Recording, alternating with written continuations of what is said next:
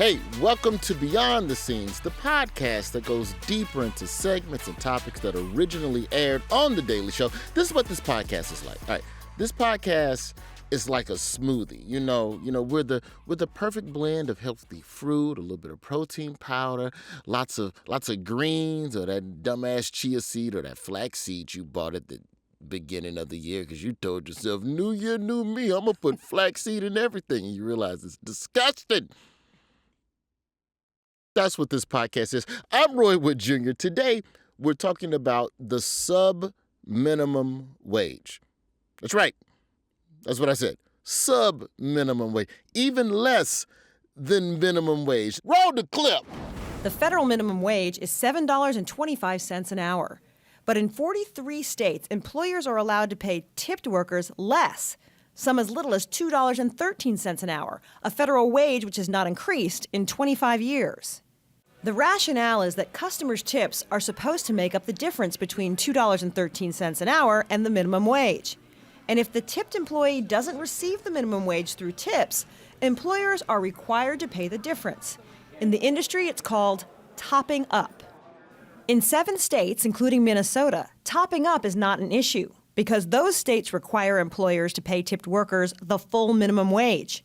Tips are considered additional income. To help us talk about this a little bit more, I'm joined by Daily Show deep dive researcher Stephanie O, who was the original person who pitched this segment. Stephanie, thank you for being underpaid for so long that you finally got a spot on the show to speak out against this issue. How you doing? Yes. I'm good. How are you, Roy? I'm okay. Also joining us for this conversation is the president of One Fair Wage and the director of the Food Labor Research Center at the UC Berkeley, Saru Jayaraman. Welcome to the show. How you doing, Saru? I'm so good. Thank you so much for having me. Now, let's start from the top. As the great Chris Rock once said in his first comedy album, Born Suspect, deep cut shit on this podcast, Chris Rock said that minimum wage is your boss's way of saying, hey, if I could pay you less, I would. But it's against the law. So when we talk about sub-minimum wage, first off, let's define what sub-minimum wage is, and then let's get into who's affected the most by it. Well, sadly, sub-minimum wage is the way, Chris Rock, that your boss legally pays you less than the minimum wage.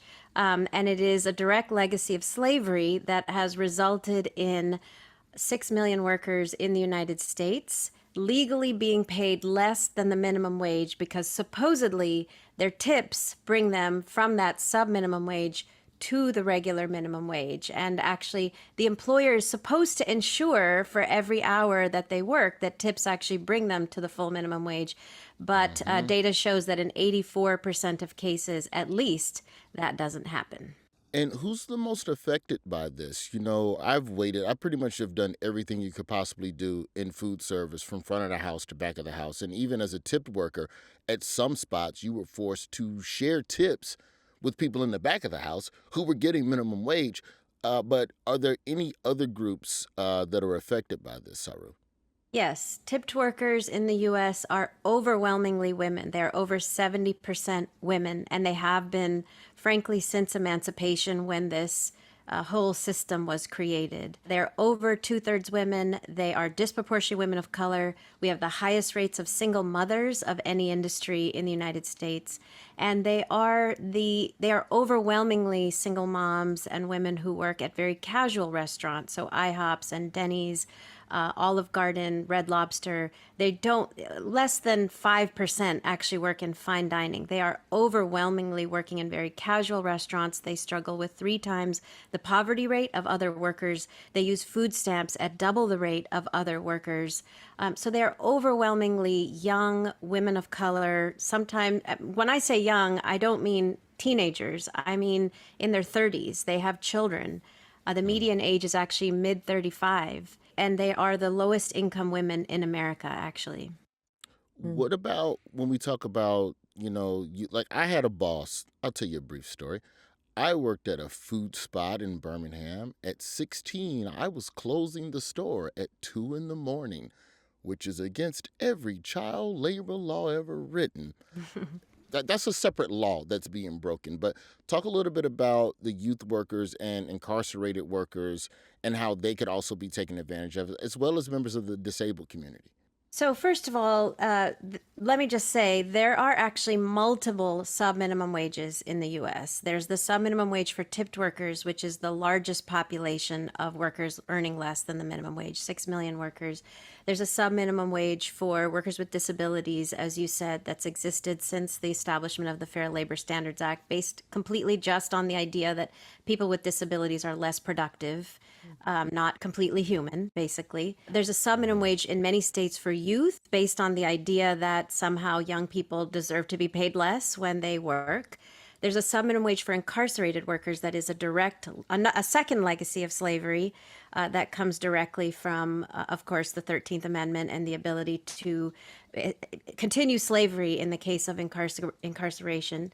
But returning to that first biggest chunk, which is 6 million tipped workers in America, as I said, direct legacy of slavery was created at emancipation in order to basically allow the restaurant industry to hire Black people for free, Black women in particular, not pay them anything and have them live entirely on a new thing that had just come from Europe at the time called tipping. And that notion of tipping had originated in feudal Europe, and it was always, since feudal times, an extra bonus on top of a wage. We in the U.S. uniquely mutated it into a replacement for wages, creating the subminimum wage, basically as a way to continue slavery at emancipation. And that idea was made law in 1938 when everybody got the right to the federal minimum wage for the first time. But tipped workers, who are overwhelmingly Black women, were left out and told you get zero as long as you get tips. So tipping comes from Europe, and then Americans go, well, how about I just not give you anything and you just keep whatever penny somebody throw at your ass before the end of your shift? That's right. When did we get to the actual minimum wage for the first time? Actually, I do have to share one more thing before we get to the actual minimum wage, which is at emancipation, there were actually two industries that sought to hire newly freed Black people, not pay them anything, and have them live on tips. One was the Pullman Train Company that hired newly freed Black men and as porters on trains, tried to pay them just in tips. But as many of you know, A. Philip Randolph formed the first Black union in the United States, the Brotherhood of Sleeping Car Porters, and won the right to an actual wage rather than living on tips. Black women were hired by the restaurant industry and were not so lucky. There was no union for them, and so they were left, as you said, with just tips, no wage. And that idea that Black women could be paid nothing but tips was made law in 1938 when everybody else got the right to a federal minimum wage for the first time. But tipped workers, who are overwhelmingly women of color, were left out and told, you don't get anything, you just get tips. And we went from a $0 wage in 1938 all the way up to $2.13 an hour, the current federal minimum wage for tipped workers in 2023. And I was saying, listen, back to your question of like who these workers are. Sometimes when I share this data, people say that's terrible, but in their mind, they're thinking, oh, that's okay, because it's just one tiny sliver of the population. The restaurant industry is currently the number one fastest growing private sector employer in the United States of America. It is the largest employer of women. It is the largest employer of young people. 40% of restaurant workers are under the age of 24. It is the largest employer of formerly incarcerated people. It is the largest employer of immigrants. It's the largest employer, period. 1 in 2 Americans has worked in the industry at some point in their lifetime, just like Stephanie and Roy, you both worked in the industry. I only worked in that industry. Right. Half of America has worked in this industry. And yet, despite its size and its growth and the fact that we've all worked in it, it has gotten away for 160 years with not paying its own workers and essentially saying for 160 years, we shouldn't have to pay our own workers. Other working people who eat in our restaurants should pay our workers' wages for us.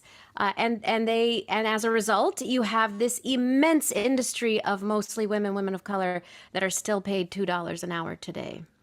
Stephanie, I want to ask you a question real quick about the research that went into unpacking all of this. But just real quick, Saru, on that 1938 part of it, when you say that Black women weren't as lucky in terms of being able to get a minimum wage.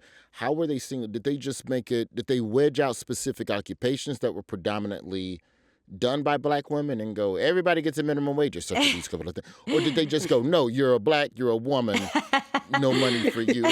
Like, how did they do the racism? Explain to me the specific angle of the racism on this. Right. Well, racism at the time was segregating Black people into certain occupations and industries that were still servile, basically, service occupations, domestic workers, restaurant workers, porters. And those were the occupations that were denied a minimum wage. Sharecropping and stuff like that, I guess. That's right. Too. The National Restaurant Association was formed 20 years before 1938 and 1919 with the express intent and purpose of fighting to deny both agricultural and restaurant workers a wage. And at the time, both of those occupations were overwhelmingly Black. And so, you can say, oh, it's about industries, but those industries were overwhelmingly Black. And so really it was about denying Black people a wage. Stephanie, how did this segment come together? And, because, in the building, I've always said that to get a pitch approved for production on the show, it's really not that different from getting a bill passed in Congress without voting 15 times in a row for people. But you have the idea, you take it to someone else, and then you two go get 3 more people. They co-sponsor the idea, and then you take it up there to the House Speaker, which was Trevor at the time. Like, how did this segment come to, and what was it about it that drew you to it and, made the Daily Show cover it? Yeah, so it came about because for a while, and it's so funny that you use that analogy because for a while I've been wanting to do something on just the experience of some sort of piece on the experience of people with disabilities. And it is exactly as you say. And so I'm always, just kind of keeping my eyes open and ears open on different things related to their plight. And I happened upon this article that was just kind of talking about subminimum wages, and the dollar amount shocked me. Already minimum wage as a former restaurant worker, that's already blasphemous, $2 an hour. Like, are you kidding me? But 25 cents, 15 cents. Minimum wage isn't the same for everyone. Businesses can take advantage of a section of a federal act that allows them to pay people with disabilities less. This program was established under the Roosevelt administration with arguably good intentions. War veterans who developed physical and mental disabilities from combat came home from abroad and struggled to find employment. There's no limit to how low an employer can pay, so employers could legally pay pennies per hour. There are even places in America where workers earn as little as 22 cents an hour. It's all perfectly legal. They're really working. They're not just sitting there. I don't know what people think they're doing. They're actually working. It's actual labor. And to pay somebody 15 cents an hour simply because they have a developmental delay, to me, is deplorable and disgusting. And I was like, we absolutely need to do this. And so I pitched it, and everybody was shocked that heard about it. Like, what? This is happening? And it's legal. And yeah, that's how it came about. Just the shocking aspect of it. Nobody really believed that this was a real thing, but it is. Is there anything out of all of that shock and awe that stood out above everything else? Or was it just the fact that all of this is legal? I think it was multiple things are shocking. First of all, the dollar amount, incredibly shocking. Secondly, the fact that it's being done to people that are already so undervalued within our society. It just is like, it's like the cherry on top of a very poor sundae. You know what I mean? Then on top of that, the fact that it's legal to do so. And then I think the sort of the fourth most shocking thing is the actual labor that they're doing. Like anybody else, if anyone on this podcast was doing that labor, we would be paid a substantial wage. And to give somebody 15 cents an hour simply because they have a disability is crazy to me. And it's not just developmental disabilities. It could be someone who is, crippled or is missing a limb or something, it's all considered disabled, and they can all be paid at that wage. And so excuse me. And so that was what was probably is the most shocking thing now as I'm saying it. And Saru, what message does that send? Like what does that say about the way society views these workers? Like, if we are okay with paying these people that, what does that say about who we are? I just wrote a book about this, actually, called One Fair Wage, Ending Subminimum Pay in America, featuring workers, tipped workers who get a subminimum wage, also workers with disabilities, youth, incarcerated workers, gig workers. And if you look at each of these categories of people who can legally be paid less than the subminimum wage, it is because of their identity, not because of the work that they're doing or their skill or their professionalism. Tipped workers are overwhelmingly women, disproportionately women of color, and were originally Black women entirely. And come on, it's $2 after 81 years of a federal minimum wage law because they are women and disproportionately women of color. They are the lowest income women in America. Incarcerated workers, largely or disproportionately Black and brown. Workers with disabilities, simply because they have a disability. Young people, simply because they're younger. Gig workers who are immigrants and marginalized folks in our society. Each of these categories of people who get a sub minimum, it is, frankly, in my opinion, and everything I've written about, is it's a reflection on America's valuation of some people as subhuman, as less worth than others. It's America's valuation of Black people and women from the beginning, right? With these two legacies of slavery. It's America's valuation of people with disabilities. It's America's valuation of young people, all legal, all reflected in law. It's a reflection of our values in law. Yes. And it is horrific because what is the definition of the word minimum? The idea of the word minimum is that it's the least you can earn, that there shouldn't be anybody earning less than it. And so if somebody can earn less than it, it means that that somebody is not a somebody, that they're somehow less than a somebody. They're subhuman. They are valued at less because of their identity. And look, in the case of tipped workers, the fact that they're overwhelmingly women and single moms makes them incredibly vulnerable to just horrific sexual harassment and power dynamics between customers, managers, coworkers, and the workers. So we have the highest rates of sexual harassment of any industry in the United States of America because you've got a workforce of women that is basically told the customer is always right. And our research shows they're actually told by managers, dress more sexy, show more cleavage, wear tighter clothing in order to make more money in tips. That's how you're going to do well in this job, is by putting yourself out there, pleasing the customer because the customer is always right.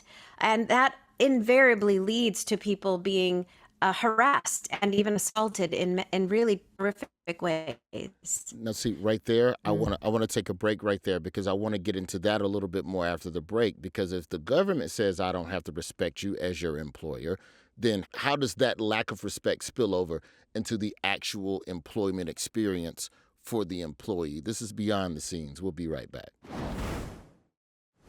Now, we've talked about how it's legal to pay and underpay marginalized groups like they're worthless, which I would imagine, Saru, as you already touched on a little bit with regards to sexual harassment within the workplace, that it leads the employer to feel like I don't have to respect you. And it also leads to the customer feeling like I don't have to respect you either. What direct impact does the subminimum wage have on workers, and how does it perpetuate race, gender, and disability discrimination in the workforce? Well, I guess what are some other ways, at least? In the case of tipped workers, who are overwhelmingly women, disproportionately women of color, single moms, they are incredibly vulnerable to any kind of customer harassment because they know that those customers' tips feed their children. When you get a sub-minimum wage, and I'm sure both of you experience this, of $2 or $3 or $4 or $5, whatever it is in your state, it is so low. It literally goes to taxes. You get a pay stub that says this is not a paycheck, and it says zero. So you are literally completely dependent on the goodwill, graces, mercy, and biases of customers to feed your children. And those customers can basically do anything to you, however they touch you or treat you or talk to you. The customer is always right.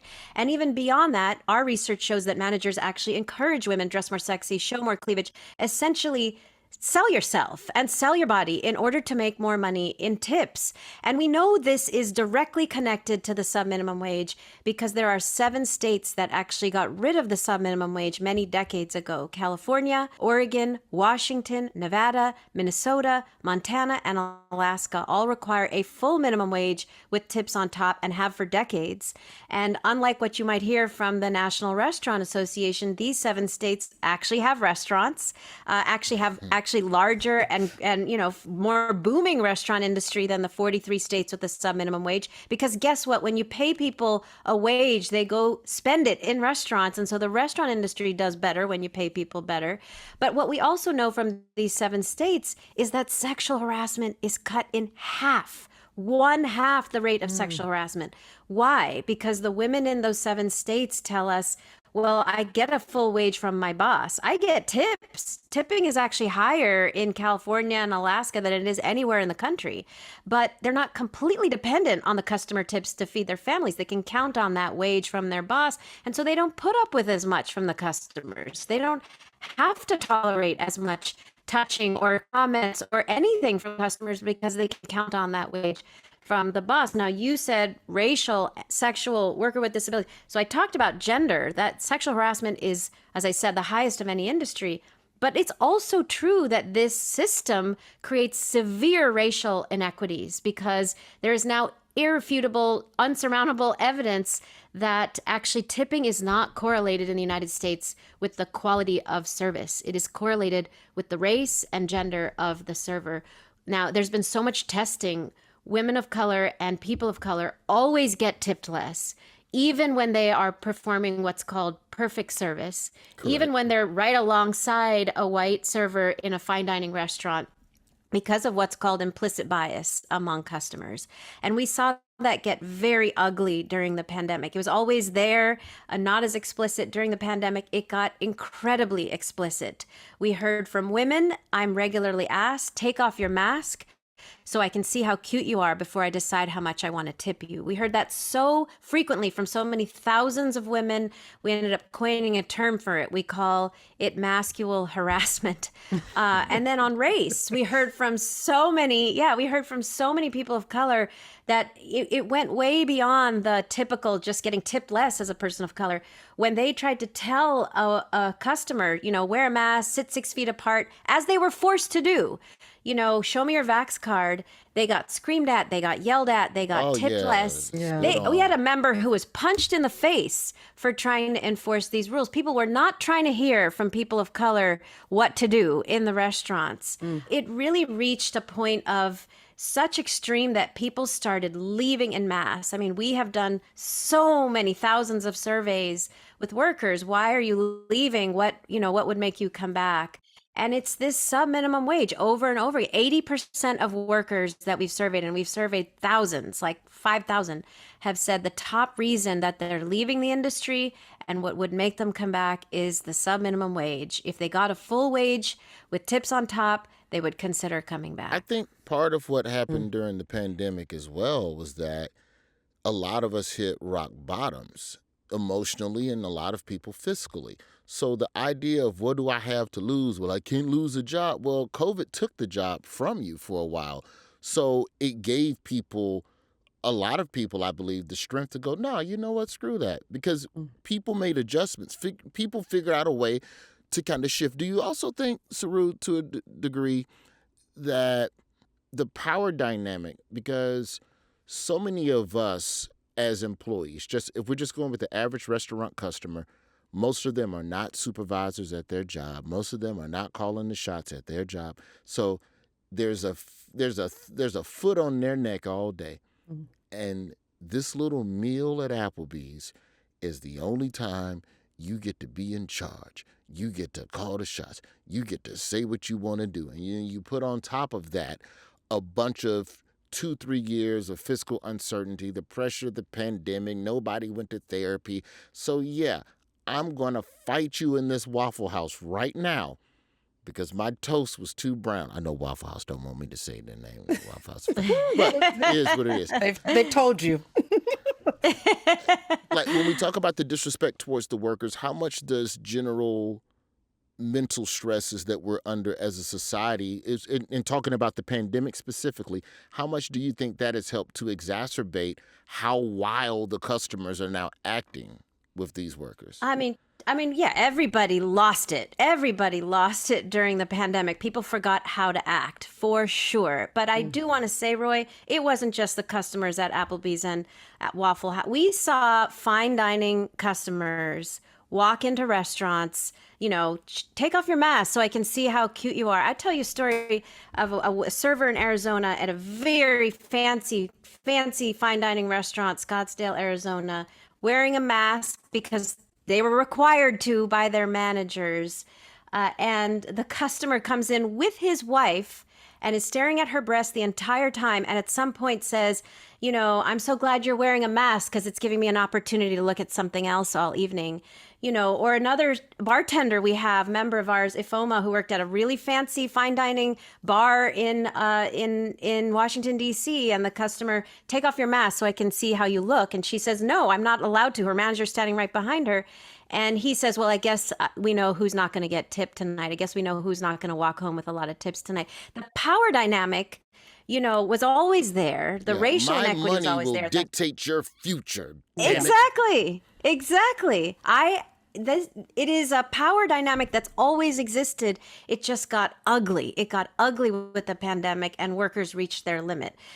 First of all, we didn't even talk about this. 2/3 of tipped workers told us they couldn't even get unemployment insurance because in most states they were told that subminimum wage was too low to qualify for benefits. We heard from thousands of workers in that moment, wait a second, if the government's telling me I earn too little, bing, I think I earned too little. Yeah. I should never have accepted this wage to begin with. And then they went back to work. They were told, okay, now you're going to do 2 jobs for the price of a subminimum wage, not even the minimum wage. Now you're going to be a server and a public health marshal. People reached their limit. Tips went down. Harassment went up. People were screamed at, yelled at. We have seen 1.2 million workers leave this industry. 60% of those who remain say they're leaving, and 80% say the only thing that would make them come back is a livable wage. Stephanie, during your time in the restaurant industry, I'm going to assume harassment was a part of that. Yes. At some point. Okay, how do you move around that on a day-to-day to keep the job, to keep the customer happy enough to get a tip? Like when hey, baby girl, where you going after your shift? What? Because you're trying to navigate around the harassment while still maintaining a positive connection with this person to get the 20% tip. Yes, I think just in general for women, particularly as a woman living in New York, how you navigate in a restaurant environment is how you navigate on the streets of this city where it's a similar thing. I think you have to smile and be polite. And that's always what managers, just as Saru was saying, they always try to, tell us to act in that manner. But when I think about the people I interacted with, luckily, honestly, I didn't experience an extreme amount of harassment, but I did see a disproportionate way in which I was treated in terms of interacting with managers and male coworkers were treated. It was drastically different. I remember having more tables, feeling like I was running around like a chicken with my neck cut off, and having coworkers just hanging around and not getting support for my tables. I remember confronting a manager about it and about why do I have so many tables and why am I working so much harder than my other coworkers? And it was kind of dismissed. So I think basically everything she has said is absolutely true. And it is not an environment that is meant to help women, and certainly not an environment meant to help women of color succeed, frankly. I'm sorry that all of that happened to you. After the break, we need to get to the bottom of why is this shit still happening and who keeping people from getting the money. I'm sorry for yelling. I don't mean to raise my voice at you ladies. I'm not raising my voice at y'all. I'm raising my voice at these fake fucking politicians. It's Beyond the Scenes. I'm perfectly calm. We'll be right back. Beyond the Scenes. We're rounding third and headed for home. We're talking sub-minimum wage. Now, the government has decided workers ain't worth a damn, which means that the employers have decided that the workers ain't worth a damn either, which means the customers have decided that the workers ain't worth a damn. Stephanie, Saru, how do we stop this, and why is it still going on? I would imagine in 2023 that there's probably been a couple of laws or referendums or suggestions in the White House email box saying, hey, can I get a couple dollars, please? Why has this not changed, Saru? Like, why is this still happening? So first, I do want to say it's been a long time in coming, and I want to tell you why it's not been happening. But there's something very hopeful we should start with. We are experiencing this historic moment. Our members are calling it, it's not even a great resignation, it's a great revolution, where workers for the first time since emancipation are standing up, walking out, demanding, I'm not going to work unless I get a full minimum wage. And it is in response, we're seeing thousands of restaurants for the first time ever having to raise wages from 2 and 3 and 4. We're tracking restaurants paying 15, 20, 25 restaurants. And we're seeing some restaurants in Cape Cod paying $50 an hour plus tips because they cannot get staff any other way. So we're in a very hopeful moment, but it brings us to the question of why has it taken so long? What's blocked us all these years? And the answer is very clear, very simple. After emancipation, restaurants, as I said, wanted the ability to hire newly freed slaves. And in 1919, they actually formed an association to keep it so forever, called the National Restaurant Association. We call it the other NRA. It's been around for 100 years, arguing we shouldn't have to pay our workers because you do, basically. They won this in 1938. They won it in every time the minimum wage goes up, they make sure it stays low, and they make sure tipped workers are always left behind. You all remember Herman Cain. Well, Herman Godfather Cain, Pizza. Yeah. Exactly. Exactly. Herman Cain was the head of the National Restaurant Association back in 1996 when Clinton was president, and he struck a deal with Congress saying, sure, you can go ahead and let the overall minimum wage go up as long as tipped workers are frozen forever. And so in 1996, we saw the wage for tipped workers stay. It went up the last time in 1991. It's been ridiculous 32 years since this wage has gone up. We have mothers and daughters who've worked for $2.13 an hour through their whole careers. And it's because basically Congress, Democrats and Republicans have struck deals with the National Restaurant Association, basically agreeing that every time the minimum wage goes up, these workers, these women, get thrown under the bus. And here's the thing. So New York Times has just reported that, information that we shared with them, that actually all these years they've spent so much money, the Restaurant Association, funding, contributions to elected officials, candidates that then vote with them, that then say, okay, fine, we'll leave the tipped workers out.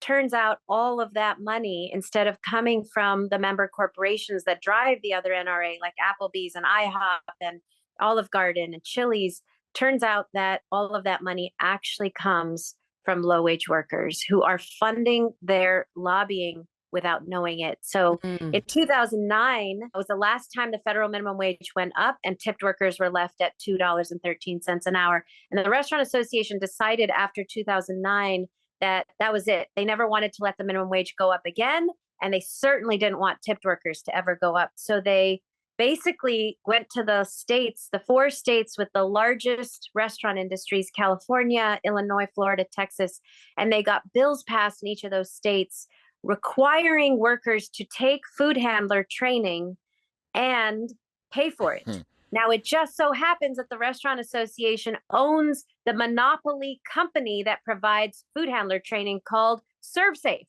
And so millions of workers each year are forced to take this training, and Guess where that money goes? It goes to the Restaurant Association, and they turn around and use it to lobby against those same low-wage workers' interests. So low-wage workers are funding the lobbying of the other NRA Wow. to the tune of $80 million a year. Oh my God. And that lobbying is then used to get both Democrats and Republicans to agree that, fine, every time the wage goes up, we leave the tipped workers out, because those poor restaurants, everybody else can be forced to pay the minimum wage, but those poor restaurants have to be left out. They don't have to pay the minimum wage, even though everybody else does. So it's a nefarious history that finally, we are reaching a moment of victory, because workers in the millions are finally saying enough is enough. Regardless of what you do, I won't even say the words, elected officials and restaurant associations, we're not putting up with it anymore. So try to staff your restaurants without it. How do you, Stephanie, take everything that she just said and boil that down into like 30 seconds and a joke? Like, talk a little bit. Like, I mean, it's silly, but I'm serious. Like, talk a little bit about when something starts making you upset, when you start peeling back the layers of it. Talk a little bit about the creative difficulties in deciding what to keep within a piece versus what to leave on the cutting room floor, because there's so much that you could pack into a story, but we only have so much time on the actual, like on the mothership show, I'm saying. Yeah. I think what I try to focus on, we were talking earlier about the most shocking things. So the things that affected me immediately from the story, those are the things that absolutely need to go into the story. And then in thinking about that, I try to think about, okay, so what is the logic behind the villain or the perpetrator of this wrong? What is their mindset? And then trying to think about like the nuggets within the story that emphasize that, because that's where the humor is. Like, we're clearly, society is already punching down at these workers. So they're not the subject of the humor. Obviously, it's going to be the people that are doing things like what Saru just described to me. You heard me. I was like, like the entire time, because it's just so ridiculous. So that's where the humor is. So not only am I not going to pay you, but I'm going to use the very little money I already give you to fund me to continue to not pay you. Like, that is, it's like, I don't want to just do you wrong. I want to do you just dirty. Like, and that's the humor. Yeah. I don't know about you two, but I'm inspired to own a restaurant all of a sudden. This sounds like a good ass hustle to me. Yeah, really. And the thing that's always funny to me also, when across, particularly in the United States, whenever there's an issue of, oh, there's not money, the bigwigs always hemming and hawing, there's no money, there's not enough money, we can't do it because we can't afford it. There's always money. They always find the money. Okay, to your point, all these restaurants that fought us for so long on this issue, so many of them are now paying this because they can't get staff to come back any other way. So you're right. They found the money. Look, There have always been amazing small business. We have an association of 2,500 small business restaurants that are actually leading the way on this issue, that actually agree with us. We need to pay everybody a full wage because it's better for the bottom line. Guess what workers do when they're paid more? They actually provide us with better service. They don't leave. They don't quit. They stay longer. They're loyal. They provide better food and better service. And they go spend it in our economy. They go spend it in restaurants. So there are plenty of great restaurant owners that have always done this. And now with this great revolution, thousands more restaurants are following their lead because, look, even Applebees, which fights this and leads this, National Restaurant Association. Guess what they're doing? They, like everybody else, have to pay more. So they're starting to pay $15 in Utah and Nebraska and West Virginia. We saw them paying $20 an hour in Quakerstown, Pennsylvania. And yet they're still paying $2.13 in Birmingham and $3 in Detroit. So you tell me what's different between the states I mentioned and Birmingham and Detroit, and it's very clear in New York, Applebees is offering $15 to workers in Manhattan and $10 to workers in Harlem and the Bronx and the Queens. So they are having to raise wages, but they will stick to their racism to the very last, moment. Pick and choose. Help me to understand, though, the difference when we're talking about the bigger corporations that have money and shareholders and investors, and they can move around money. The restaurant industry, if we're just talking at the mom and pop level, it's very volatile. It's still an industry where most of the restaurants fail within the first year. I think 18 months was the last statistic that I heard. So what do you say, Saru, to the counter that without the sub-minimum wage, that people with disabilities wouldn't have as many employment opportunities because of the ADA Act? Or if I just run my little barbecue hut and you gonna make me pay my servers $10 an hour, well, now I got to raise my menu prices, and the customers, when they find out, oh, they gonna stop I don't know why I'm talking like that, Stephanie. Like, it's a Mississippi barbecue hut. But this idea as a restaurant owner, okay, I want to pay them more, but if I do, I have to change my whole business model. I might have to fire 2 servers. Like, is there any validity to that counter argument to raising sub-minimum wage? Look, the validity comes from the Restaurant Association telling these small mom and pop businesses for years, this is the only way to do it. If you pay more, you're going to go out of business. They terrify them. So we feel for their fear, but the fear is not based on reality, because the truth is we have helped thousands of small business restaurants make this transition profitably. There are ways to do it. We have actually a calculator that helps restaurants put in their menu prices and staff size. We show them how to make the adjustments profitably. So many restaurants, thousands, have just done it. Roy, there are restaurants, right? I can give you a list of over 50 restaurants in Mississippi that are currently paying a full minimum wage with tips on top, because so many restaurants have had to move in this direction in order to recruit staff. So what we say back to small business employers is, we know you've been told that it's impossible or really hard, that you're going to have to lay people off, but it's just not true. And what is your option right now? No staff? You're not going to have enough staff to fully operate unless you make the change. Here's how so many other restaurants have done it profitably. Okay, but if I run the mom and pop barbecue spot, and this doesn't necessarily compare to sub-minimum wage, but it's part of the larger conversation about the restaurant industry when we talk about the fight for 15 and all of the fast food workers going, I want $15. And then the restaurant industry going, cool, here's your $15. Half of you are fired. And now we're going to put in self-service kiosk touch screens, and everybody just order from a touch screen. Yeah. Do you think what's happening in the adjustments that have happened in the fast food industry with the fight for 15 is used to help fuel the fear to control the independent restaurants that are still dealing with the sub-minimum wage, with not wanting to increase their sub-minimum wage? That's definitely the argument and the fear, for sure. But it's not actually borne out to be the truth. Actually, Roy, the states that have raised wages and ended sub-minimum wages have actually higher job growth rates. So fast food workers have not been replaced by kiosks overwhelmingly. There might be 1 or 2 places where you might see that, but if you look at data, the states with the highest wages have the largest restaurant industries and the greatest job growth rates in the restaurant industry. Why? Again, it's because in those states, those fast food workers are doing, guess what? They're going out and they're spending it. And so the industry grows. More restaurants can survive if more workers are able to take their families to eat. We forget this is the largest industry in America. That means it's the largest population of consumers who will eat out in restaurants, and by the way, tip better, because you both know after having lived on the tip minimum wage, you're going to tip better. So they spend it, they eat out, they tip better. They're better customers, frankly. Yes. And so we need to value them as customers. I do want to say, because I know we're running out of time, we are just experiencing the most wonderful, historic moment of victory on this issue. Finally, talk about the growth.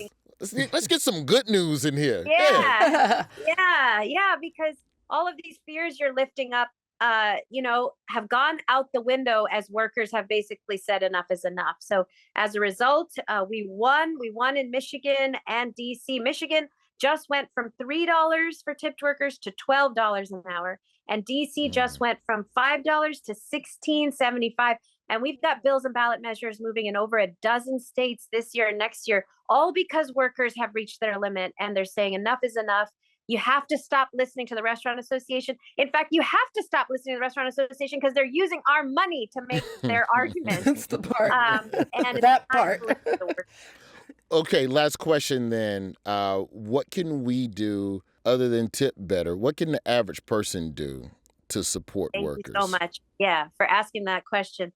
The number one thing is to right now go to our website. There's a tool on our website, onefairwage.org, that allows you to click to send your legislator a message saying, stop taking money from the restaurant associations taken fraudulently from low-wage workers and support passing one fair wage, a full minimum wage with tips on top. That's number one. But also, if you go to highroadrestaurants.org, you'll see a list of restaurants that are currently offering a full minimum wage with tips on top, thousands of them in every state. We want you to definitely support those restaurants. More importantly, wherever you eat, show that list on your phone to the owner or manager at the end of your meal. Say, hey, I don't see you on this list. I love eating here. I love the food. I love the service. But I want to see you on this list of restaurants paying a full minimum wage with tips on top. Otherwise, I don't want to keep supporting a restaurant that's taking my tips and using it to pay the workers' wages. I want my tips to be on top of a wage, not rather than instead of a wage. So we need you to communicate every time you eat out, not to the server. They don't have power, not to any of the workers, but to the manager owner at the end of your meal and say, I need to see you pay a full wage because, you know, I think when I tip, it should go to the workers on top of a wage, not instead of a wage. Well, I wish that we had more time, because if we did, I would have asked you a question about all of these other random places where I know you're getting a full wage and then you just put out a homemade tip jar up front. And it was a non-service based industry. I understand service based, like Cold Stone Creamery, cool, but come on, man, this is an oil change spot. Meineke.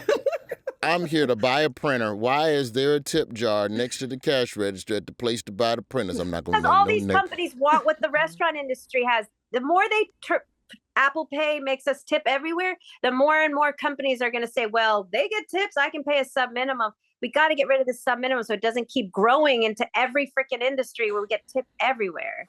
Well, thank you all so much. That's all the time we have for today. Thank you to our guests, Stephanie and Saru, for going beyond the scenes. Thank you, Roy. And also tip on carry-out orders.